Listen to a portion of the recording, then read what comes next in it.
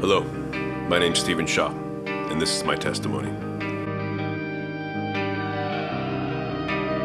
See, before when I used to give my testimony, it always used to start with, I grew up in a Christian home. But once I grew and matured in my faith, I realized that that wasn't true. Now, I love my mom and my dad, but growing up, we were part of a false denomination, false church. In the home, there was not much Christian going on, but I still knew God was real. Don't know why, don't know how. I mean, I do know why. God was protecting me. God had my heart and my mind. I should be way more screwed up than I actually am. So I have to preface all this because I love my mom, I love my dad, but there was a lot of dysfunction going on, and it only got worse as I got older. I grew up with a lot of verbal abuse. I never went past that, thank God. I got spanked, but, I think that was good for me. But I grew up being called names like retarded and dumb and stupid. So I grew up believing I wasn't smart. And that affected me all the way up to probably 10 years ago. Now again, my mom and I had an amazing forgiveness session, and tears were exchanged, and a lot of healing happened many years ago. So I don't want any of my family to watch this and feel any kind of way, because I love you. And I'm not even going to get into details of disturbing things that happened to me. These little instances that really stuck with me over the years, because that's not the point of my story.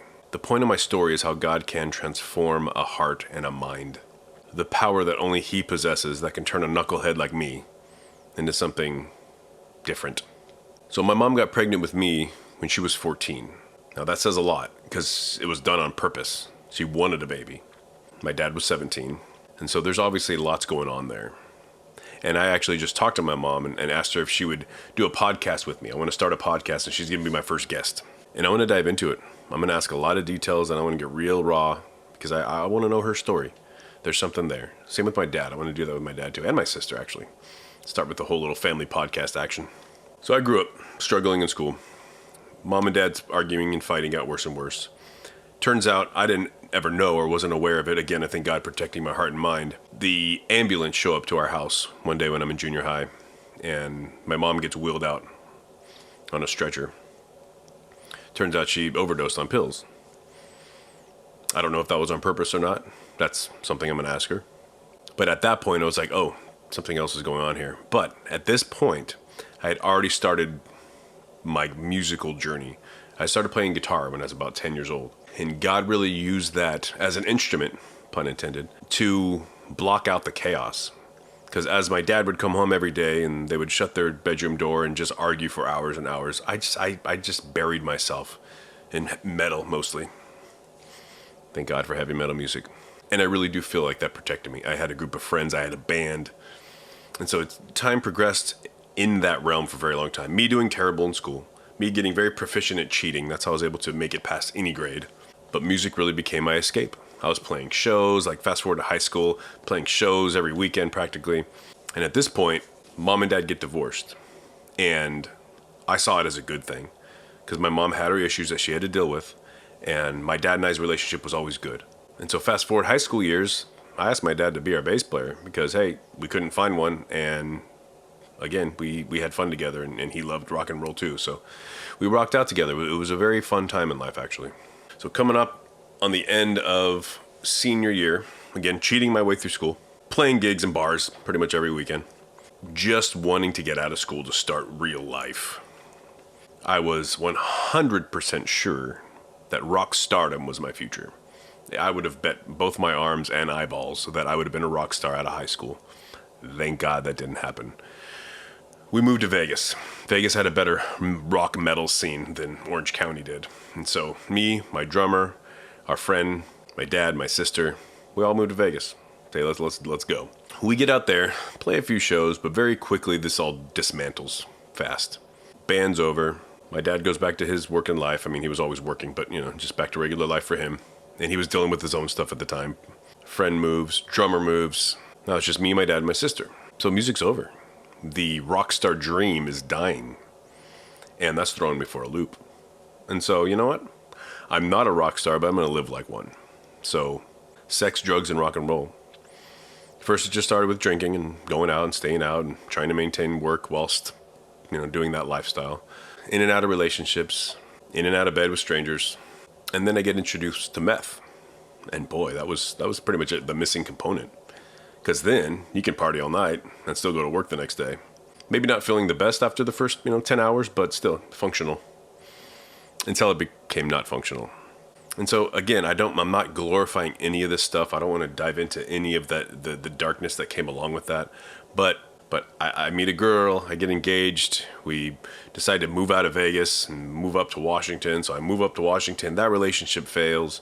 At this point, my dad and my sister, I moved to New Mexico because we had family there. So I'm like, all right, I'm going to move to New Mexico with my family. And so there, just that same lifestyle persisted. Sex, drugs, rock and roll. Still no music going on because I don't have any band or anybody to play with. Always trying, always attempting, always assuming that this was just a little hiccup in the road to my rock stardomness. But in New Mexico, drugs really became a thing that was no more just, a weekend or a few times, a month kind of thing to, every day I'm smoking it, I'm snorting it, I'm cocaine and, all the stuff. Weed, still womanizing, just dark and ugly. And so things get dark in New Mexico. Again, things I don't even want to get into. My dad and sister moved back to Nevada, and I'm in New Mexico all by myself. I'm working as a bouncer in a bar, and I decided to move back to California. I just felt like I wanted to be back home. That's where I grew up. And so I figured right before I start my last shift, before I move, I was going to just drive through the night from New Mexico to Orange County, California. I do a nice big rail before my shift. Should have waited till after, but I wait until my 8-hour shift that ends late in the night. And then I start driving to California. Terrible mistake. Something 30 hours later after having to stop and sleep in my truck with everything that I own in my truck. As I start my pursuit from New Mexico to California, I remember being somewhere around Barstow, almost there, almost home. And I hear for the first time, I hear God's voice. And he says, "What are you doing with the life that I gave you?" And it broke me. I've had a flash of the last, 5 years. And just completely consumed with everything dark and ugly. And I wept. I wept for hours. Finally get to my grandma's house in Huntington Beach. And I had this massive sleeping pill just saved, knowing that, all right, when I get to California, I'm going to need to take this so I can rest and hopefully just, feel normal for a little bit. So I take this pill, and now I'm laying in this bed, completely wired still, because it's only been a couple days. So when you're coming off of meth, it takes, a good 3 days before you even start to feel normal. So completely wired and completely exhausted because of the sleeping pill. And I laid there for probably 14 hours just feeling the worst thing I've ever felt in my life. And at that point, I'm like, what am I doing? So with hearing God and that just terrible 14 hours of darkness that I felt, I was just really determined to change my life. Luckily, my good friend Scott, who was my drummer at the time in high school, he started playing at South Shores Church, which I'm still a part of 25 years later. I started playing on the worship team, and that was great. I really felt like, all right, this is going to be a new change, a new life for me. I was able to just stop. I stopped doing the hard stuff. I wasn't doing meth and coke and crack and all that nonsense. But the girl thing was still a problem. And again, knowing God is there, right? Hearing his voice, knowing he had been protecting me all this time. Things could have been a lot worse than they were. But still no real relationship with him. Just knowing he's there and being content with that enough. Thinking that was good. That was enough. So this was the first step towards surrender. Finally surrender and repentant, a true repentant heart to God. So I'm on the worship team at South Shores. I found a different community, a real community, people with healthy mindsets. And then I remember this one time we go to a men's conference, worship conference, and we're sitting there, same old worship conference. It's like a concert, and the worship team's playing a song. And again, remember, I'm a metalhead. I like all music, but and so worship music's it's not my favorite vibe. And so they're doing their thing, and I just remember getting overwhelmed, starting to get emotional. The song was beautiful. And up until just a few years ago, raising my hands to worship was not my thing. That's vulnerable. That's weird. And so I had never done that. And again, up to just a few years ago, it was never that comfortable for me. God has done a lot of work in me, even just over the last few years. But both my hands go shooting up, just straight up in the air, high as they can go. And I start to weep. And God speaks to me again, and he says, This burden isn't yours anymore. Give it to me. Because I was holding on to a lot of guilt and shame. Remember, I had just come off this, just years, not only growing up in some real darkness, then just diving into the darkness head first for quite a long time. With a lot of hurt, a lot of mess.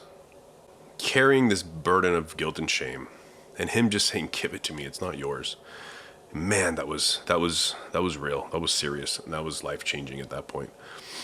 So after that experience, though, still just being a knucklehead. Hadn't turned to the hard drugs and all that stuff still, but just, the relationship thing and, all that is just still consuming me and still not living right. Still not living the way God would have me to live.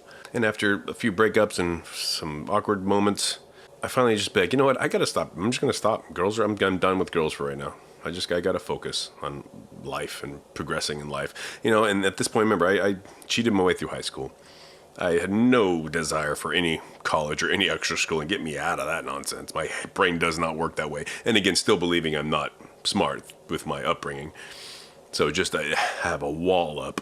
And so working job after job that I hate, that's not paying me any money. It was hard. And so I'm like, I don't know what I'm going to do with my life. And music kind of started trickling back in. I got the worship team. I got other musicians. I started another band and all these things. I'm going up to LA for studio gigs and all this stuff. But at that point, I had gotten close enough to the industry, the LA Hollywood music industry, to know how dark that is. Things that were just like the world at large is starting to understand what happens in Hollywood and what you have to do to make it. And I was like, you know what? I'm good. I'll pursue something else. Hopefully I can still make money with music somehow, but I have no desire for that. That was kind of refreshing because then it gave me an excuse to know, like, okay, it's not that I can't make it. It's just I don't want to. Trying to give up dating, meeting girls, all that stuff, because that's just a huge distraction. And I was doing okay for about 2 months. And then I walk into this diner, 24-hour diner in Dana Point called Harbor House. And I see this brunette just from the back, and not like full back, just her hair. And I was smitten. I knew already. I'm like, I can promise you she's gorgeous. And I was there with a couple friends, and we walk just far enough past so I can actually turn around and see her face. We make eye contact. And I was like, oh, not only just like gorgeous, not only just like, okay, I know she's pretty, but like perfect. And so smitten. And so we sit in the booth right next to her, and I talk to her and get her number and call her the next day because I don't play those kind of games. And she goes on to be my wife. That's Lauren Shaw right now, currently my wife for 20 years. And she's amazing, and it only keeps getting better. But this was a new venture. Now I don't have to worry about the girl stuff anymore because I've got this beautiful, awesome woman. But I'm still struggling with my own. I need to have a family. We're going to build a family, and I can't provide. We're living in Orange County. We don't want to move anywhere else. Working job after job. I know my wife knowing my heart, seeing my hard work. She knew I wouldn't ever be out of work and, leave us destitute. But I was sad to work these jobs I didn't like. And knowing sooner than later, we're going to want to start growing our family, start having babies. And so we go on this missions trip with our church, just a little while into being married. And we go to this orphanage in South Africa. And this was the first time I was ever confronted with this idea of the fatherless. And it changed me. Before that, I was like, adoption is great. Like, you are good people for adopting. That's good for you. But I need to have my own children. After being face to face, with these just beautiful, wonderful kids, it really changed my heart. And that was the moment. I literally on the way home on the flight, I lean over and tell my wife, I'm like, hey, I want to adopt someday. And she was like, me too. And so that was really cool. Come to find out, years later, she had prayed on that trip on the way there that my heart would be open to adoption because she was and she knew I wasn't. And we'll get into why that matters in a little bit if you don't know me at all. But in 2006, I'm working at the bank as a teller. Again, I'm generally a joyful, happy guy. And so I'm not like, Eeyore moping around all these jobs that I don't like. Still good attitude. I'm still, happy and all that. But just feeling like, I'm going from this, knew I was going to be a rock star to now just working at a teller in a bank, So the only thing, I remember standing at the teller station. It's a slow day. Feet are killing me because standing sucks. And thinking, God, I only know how to do two things. I'm only good at two things. I'm only passionate about two things. And that is working out and music. Music's not paying the bills, and I don't see how it's going to. Working out, I could train people. And so I start creating business cards, and I start advertising myself as a personal trainer. And that was the birth of FitCore. FitCore I started in 2006, pretty much took over Ladera Ranch, and I was driven to make it work. Okay, I took all my natural anger problems that I've been dealing with for years and put that energy towards saying nothing's going to stop me from making this happen in my life. I need to do this or I'm not going to survive. So I start training people before the bank. Sometimes even for my lunch break, I'd take a client, training people afterwards. This went on for about a year until I finally took the leap of faith and said, you know what, I'm quitting the bank. I'm going to put full-time effort into training. And I did. And it blew up. And I was training real solidly for 14 years. And it provided us a home and a family. Now, in that time, my wife and I started trying to have babies. And it wasn't happening. And months would pass, and then years would pass, as we go get all the tests and try to think all the things we can do and all these remedies that people talk about, and it's just not happening. So finally we said to ourselves, why aren't we just going for adoption? And so we start that process, and that's a long process, and it's scary and it's unfamiliar. And then we're presented with the various options of, well, IVF and, all these other things you can do. And so when we decided to just dive in and say, well, we're just going to start the adoption process because both of us wanted it, and why are we waiting? I remember reading this book, and the quote that just stuck with me and I really think changed both of our hearts and minds real fast. It said, do you want to be pregnant or do you want to be parents? And I just wanted to be a parent. I love little babies. I know, look at me. I look like a tattooed freak, but just give me a baby and a couch. I could be there all day. I mean, that just does something to my heart and my soul. And so I wanted to be a dad. And so we start that process. And again, this isn't going to be the testimony of our adoption story, which is beautiful, remarkable, and wonderful. But end of the day is we adopted 2 babies from birth. They're now our beautiful, sweet little kids. They are my hearts, Eli and Ivy. Yeah, they are now 9 and 12, and they're just awesome. I'm just trying to give you the full scope, a little glimpse into my world. And again, this is about Jesus and the power that he has and has had in my life and now our lives. But okay, so 14 years straight, business is going good. I start training at a addiction recovery place. It's an all-female drug abuse addiction recovery board. I had no idea what this was. I knew, rehab, of course, we've all heard of that. So I go in there and I start doing their workout groups. They needed a workout person. Hey, that's what I do. Let's go. I start training, and then I find out they have music therapy. I'm like, what's that? Start doing that there. Word of mouth goes, people graduate the program or employees leave there, and then they say, hey, they referring me to these other places. And the next thing I know, most of my time is taken up doing the music therapy or workout groups at other centers. That was about 8 years ago. And, fast forward to now, I'm a certified counselor, and I run all kinds of groups. Not just music therapy. I don't do any workout groups except for one corporate account that I've had for 18 years, and I'm very appreciative of them. But 99% of my day is meeting people at a very raw and real level. Now, what that does bring those, we got relapse prevention and motivation to change and mood regulations and connections and just so many different varieties of groups that I feel so privileged and comfortable to lead now. Remember now, this comes from many, many years of me feeling very dumb and being very sensitive to feeling like an idiot. If I feel like an idiot, just the fear of I might feel like an idiot or look stupid was crippling. And so that took a lot of time to get over. And like I said earlier, I've only gotten over it in the past decade. Finally, God snapped it out of me. And so now being able to sit in front of very judgmental or tired or angry faces every day and having to win them over hour by hour for 8 years, it's really helped become, I'm literally not afraid to be in front of anybody and talk to anybody at this point. And that's actually very freeing. But it came with a lot of hard work and very uncomfortable situations. But I need to rewind a little bit because this is only all possible because when I was about 30 years old, I'm 46 now, I'm 47 in just a few months, May 15th. When I was 30 years old, it finally hit me. I need to read the Bible. I'm claiming to be a Christian. I'm even fighting for the faith, and I have no idea what I'm talking about. I've never read more than a couple chapters at a time. Tried over and over again to read the Bible cover to cover. I make it through a few chapters in Genesis and then forget or move on. And it really felt the conviction. I'm like, I'm claiming to don't live for this. I don't even know the stories. I know what the pastor from the pulpit is saying. That's it. So I buy a new Bible, and I'm committed to read it cover to cover. And I take it with me everywhere. And I read and I read every chance that I get. If I got 5 minutes, I'm going to read for 5 minutes. And I did. I read it cover to cover in a year. Didn't follow a reading plan. I just read it as much as I could, as often as I could. But something happened, or probably around 2 Kings, Old Testament still. I'm laying in bed reading, and God spoke again. But first, he made me feel the weight of his wrath and hatred of sin. Now, as much as I had cleaned up my past, and as much as I was trying to do good, I was still living a very shallow, in namesake only Christian life. Yes, I'm on the worship team, and yes, I'm involved with all this stuff, but still, it's not about that. It's not about what we do. What we do means nothing if it's not backed up by a true faith and relationship with Jesus. I feel that weight. I get terrified. I probably turned stark white, and I was like, oh my God, I've been doing this wrong.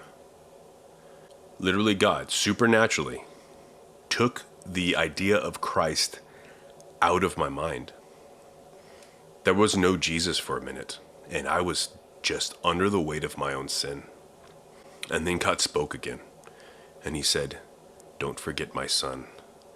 And it was like, oh, the grace of Jesus. It had never felt so sweet. It had never felt so powerful and so appreciated and needed. That was the biggest life-changing moment I had ever experienced. It reminds me every time I sing or think about Amazing Grace, the lyric that says, how precious did that grace appear the hour I first believed. Man, that never rang more true. And so from that point on, I was determined to have a relationship with Jesus and grow closer to him. And then in the very same moment, like instantly, I was like, I see so many other people living the same way that I do, and that just lit a fire under me. If anybody knows me for any amount of time, they know my life is built around sharing Jesus. Like, I can't shut up about him. My music is about him. My blogs are about him. I started a texting ministry called Misfit Ministry that's ended up being online, and now I have a Bible study. All these things. 15 years, 16 years now, almost 17. But grace became personal, and I so badly wanted other people to experience that. So now back to this journey. I'm already on this life-changing, transformative relationship journey with Jesus through all these professional work and growing the family and all this stuff. You know, I've fallen in love with helping broken people because I know exactly where they came from. I grew up in that broken household. I had my own struggles with it all, and I love all of them. But God was shaping my calling. Now, before I get to the good, glorious stuff, the attacks really started coming. And anytime you start walking towards the light, the darkness is nipping at your heels. And it got to me. It started with COVID. So I ended up getting COVID pneumonia. I think it was 2022, I believe. I tried to fight through it for 12 days at home. I was just resting and taking vitamins and thinking, like, I could do this. I don't go to the doctor, so I'm like, I could just rest this off. Well, breathing was getting worse. I couldn't walk to the bathroom without having to take a break for 30 seconds first.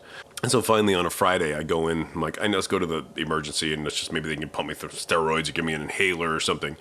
I ended up staying in the ICU for 10 days because my blood oxygen was at 72%. That's like brain damage status. So I ended up being there for 10 days. And in that 10 days, I wasn't scared. I was at peace. Now, talk to my wife, she'll give you a very different story. She was terrified. The doctor was basically telling her, get ready because he's probably going to die. Meanwhile, I'm just sitting there being like, okay, I get to watch TV and eat food. I'm good. And they have the good ice too, like that little crumbly ice in. Yeah, I have a cranberry juice and a cup of ice. Oh, that was fun. Anyways, I really felt God's, like, this has been like 16 years of hard work, 12-hour days, 16-hour days sometimes. And it was like, God was just like, rest. And so I took it. That's exactly what I did. I missed my family. I missed everything, of course. But I got to see so many things and learn so much from that experience. I would not take it back for 1 second. I first learned how much my church has got my back. I work for myself. I don't work. I don't make income. They make an announcement at church. And this was still just me. At this point, I think, I was the youth worship leader. Again, I had played many roles at church in 25 years. Youth worship leader. And so they, people knew me, but I still felt like an outcast. My ministry is called Misfit Ministry because I never really felt like I fit in anywhere.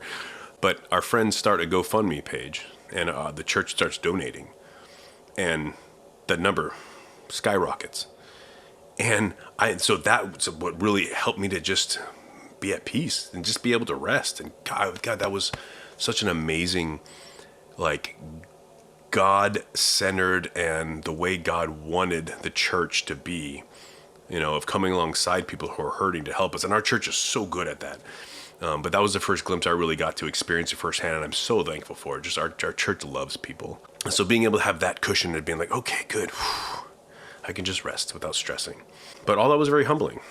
I've never once felt vulnerable in my life as far as I couldn't physically protect myself, but, being in those moments. And so then even after the hospital, that was just the beginning of the healing journey. I had to come home with a wheeled oxygen machine, and I was on that for a while still, so it was like a good 3-month chunk out of my life taken. I leave the hospital 43 pounds lighter than I went in. I get out of the hospital. I'm not sure when I'm going to be able to sing because I can barely still, move much. Still not working. They have to replace me as the worship leader for the youth. And so, I understood that. And so I let that go. And so now when I'm finally, I'm getting a little better and I'm able to move without oxygen and, just healing slowly. I remember now just joining my wife for our 11 o'clock service on Sunday mornings.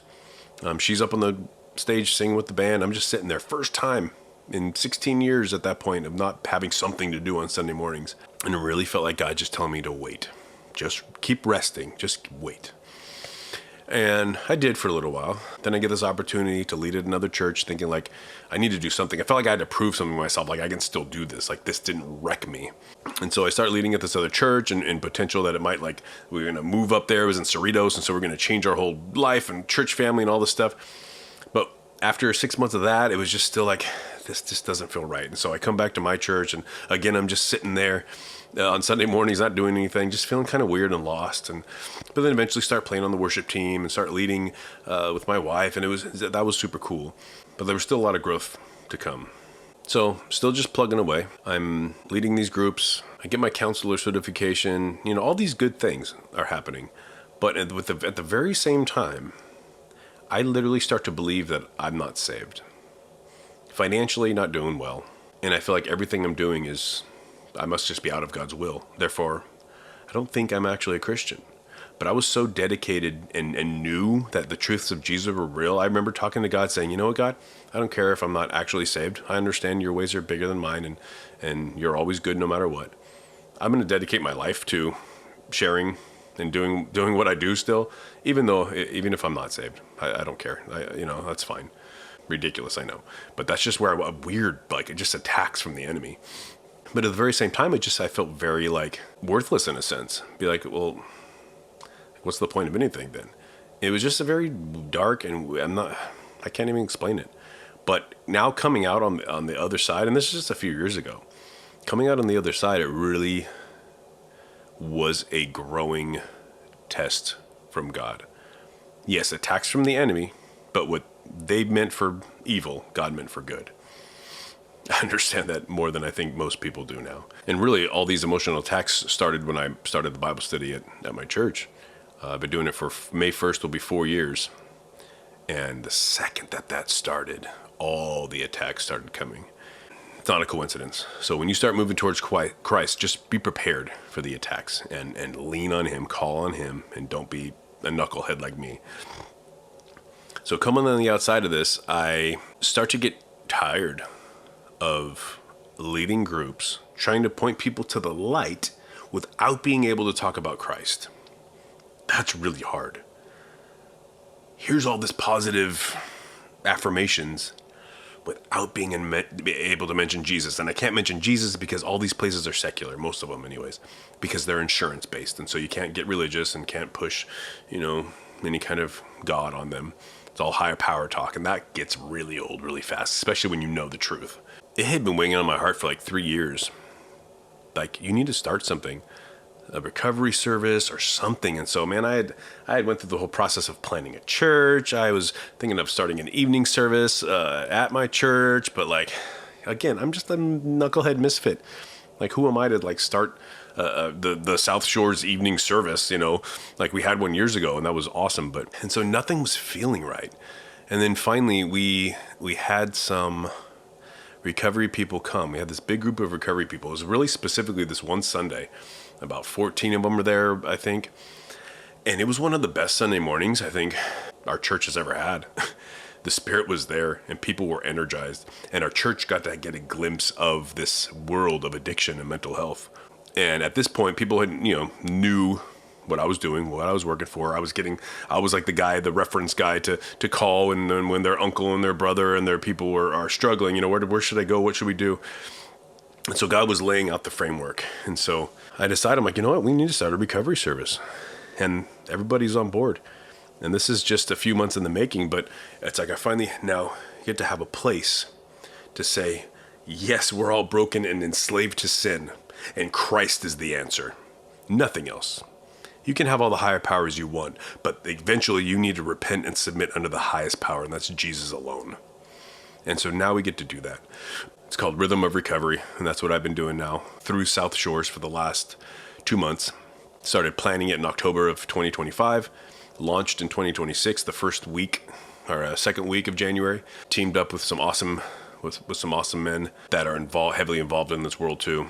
And so now to just be on the other side and seeing like this is all led up to all the darkness, all the brokenness, all the healing, all the revelation has led to this moment, and it really feels wonderful and powerful. Now, there's a lot not said in this testimony. There's so many other times God has spoken to me very powerfully, and it just always just leads to tears and wonderfulness. And I'm doing this because I know I'm probably going to start doing my testimony at various groups, including my own. But this, without making it too long, I just wanted to share how God has relentlessly pursued me in my life. And if he can build and rebuild my life, anyone else is possible too. Your story is not over until you stop breathing. God is good all the time for those who love him. And I'm sure, and I'm really depending on when I share this in person, and I'm hoping to do it more than once, that the Holy Spirit really leads me to share various different details. And so as you see me being advertised to, speak other places, to come and listen, because I know the Spirit's going to lead me in different directions, different times to share various parts and dive deeper into certain themes and topics. But all with the focus of God is good, Jesus is so wonderful, and the Holy Spirit is very powerful. But I love you guys. Thanks for watching.